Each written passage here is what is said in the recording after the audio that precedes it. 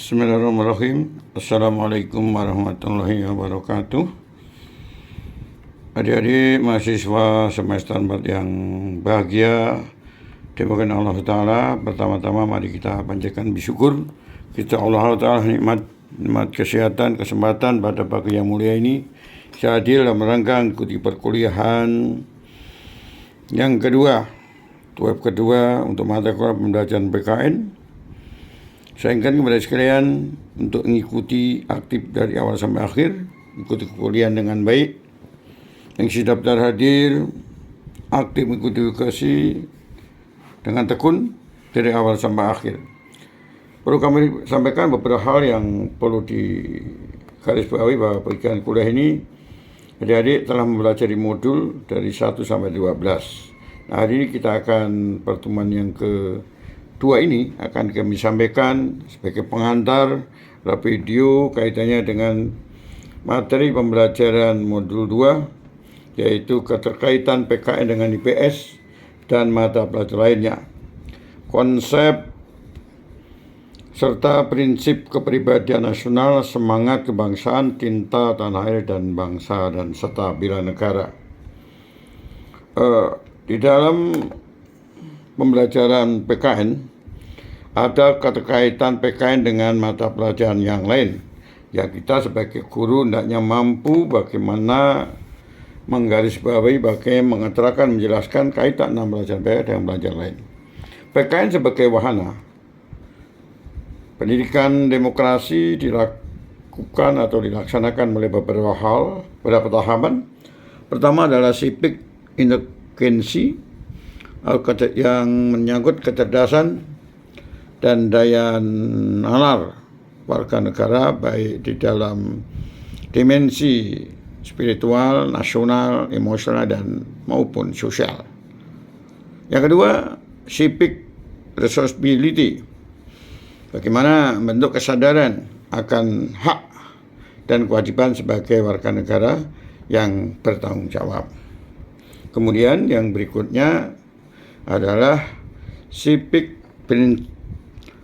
participation, kemampuan bagaimana berperan serta warga negara atas dasar tanggung jawabnya, baik secara individual maupun secara sosial maupun secara kelompok, dan sebagai pemimpin masa depan. Ini hal yang perlu diperhatikan di dalam pembelajaran PKN. Nah, apa kaitan PKN dengan feedback? Oleh yang lain di sini jelaskan, dilihatkan di dalam diagram bahwa IPS terkait dengan IPKN, kemudian geografi. Nah, di sini hal yang perlu kita lakukan bahwa pembelajaran PKN bisa dihubungkan dengan geografi, sejarah, serta ekonomi di lingkungan, di daerah di mana itu kita jelaskan, sehingga mampu mengaitkan daripada pembelajaran PKN dengan lingkungan yang ada di sekitar kita.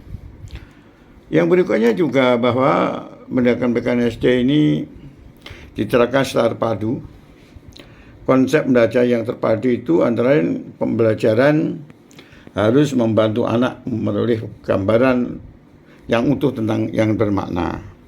Kemudian berikutnya anak harus terlibat aktif dalam pembelajaran.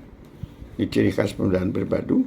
Kemudian membantu anak, kita sebagai guru membantu anak untuk melakukan dan bekerja berdasarkan kemampuannya. Kemudian yang berikutnya, belajar terpadu adalah anak menoleh dan mengembangkan pengalamannya secara sensorik. Nah, ini perlu diperhatikan terkait dengan, nah, apa karakteristiknya?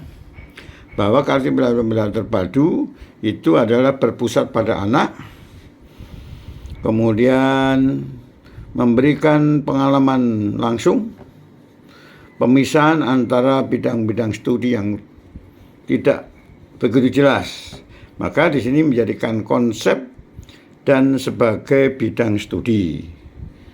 Nah, kemudian sifatnya luas dan hasil pembelajaran yang berkembang sesuai dengan kebutuhan anak.